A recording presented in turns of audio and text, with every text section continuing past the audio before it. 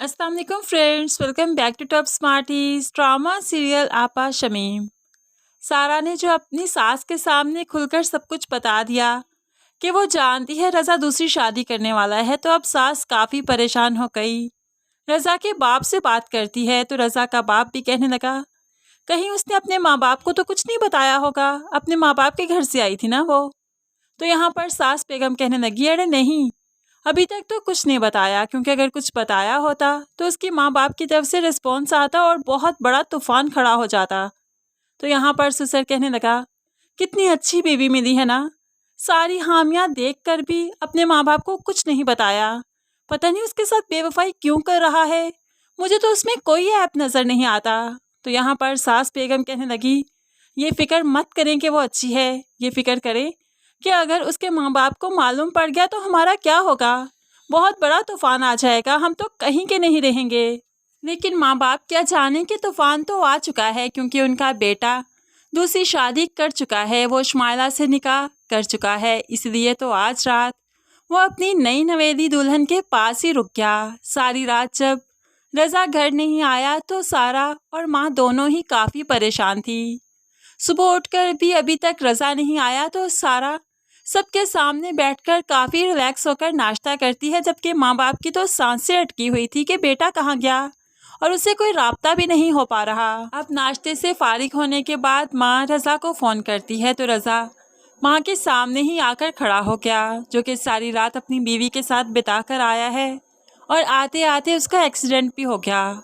माँ तो एकदम से बेटे की चोट देखकर दिल पकड़ लेती है कि ये क्या हो गया, तुम्हारे साथ क्या हुआ, होप्स हो कि ये एक्सीडेंट का सिर्फ बहाना ही हो, रज़ा ने यही कहना हो कि दोस्त की तरफ था और रास्ते में एक्सीडेंट हो गया, इसलिए तो रात उसकी तरफ रहना पड़ा। खैर यहाँ पर अभी तो बहाना कर ही लेगा, लेकिन बहुत जल्द सबके सामने हकीकत आ ही जाएगी कि रज़ा दूसरी शादी कर चुका है और फिर सारा को भी मालूम पड़ ही जाएगा। दूसरी तरफ कशफ काफ़ी परेशान है सबकी बातों की वजह से कि अब्दुल बारी के अलावा कोई भी उस पर यकीन नहीं करता। शमीम आपा तो क्या, उसके ताया जान ने भी उस पर यकीन नहीं किया। अब्दुल बारी कशफ की हालत खूब अच्छे से समझ रहा है, इसलिए तो रात के वक्त कशफ से कोई काम नहीं हुआ, डिस्टर्ब बहुत ज़्यादा थी। तभी तो अब्दुल बारी डिनर बाहर बाज़ार से ले आया। तो यहाँ पर जब बाज़ार से खाना आया, सब खाने बैठे तो आपा शमीम ने और ही वाह वेला मचा दिया कि मुझे ये खाना नहीं चाहिए, मुझे तो घर का खाना पसंद है। तो कशफ भी भला कहाँ चुप रही, कहने लगी, शमीम आपा खा लीजिए ना, वरना हम लोग तो खाकर फारिग हो जाएंगे, फिर आप ही कल रात की तरह फिर से आकर किचन से खाना खाएंगी, तो इससे अच्छा है ना कि डाइनिंग टेबल पर हमारे साथ ही बैठकर खा लीजिए।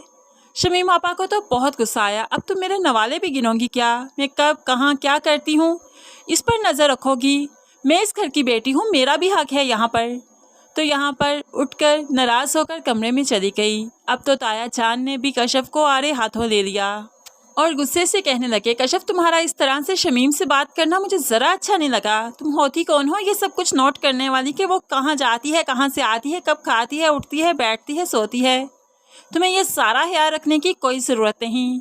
उसे बाज़ार का खाना नहीं पसंद तो नहीं पसंद, एक बात मेरी कान खोल कर सुन लो, तुम पर है इस घर की जिम्मेदारी, तुम सुबह यूनिवर्सिटी जाने से पहले खाना बना कर जाया करोगी और हम लोग घर का ही खाना खाया करेंगे। अब तो यहाँ पर अब्दुल बारी सर पीट कर रह गया कि किसको चुप करवाए और किसको रोके। कशफ पर तो दोहरी जिम्मेदारी आ गई कि सुबह सवेरे खाना बनाकर जाना होगा, तभी तो आज सुबह सवेरे उठी खाना बनाने लगी। शमीम ने इतनी सुबह सुबह जब कशफ को किचन में देखा तो पूछने लगी, खैर तो है, सुबह सुबह खाना क्यों बन रहा है। तो कशफ फिर अपने ताया जान का ऑर्डर बता देती है। शमीम को कशफ की ये बेबसी देखकर बहुत अच्छा लगा, वो तो बहुत खुश होती है, वो कशफ को इतना बेबसी तो देखना चाहती थी।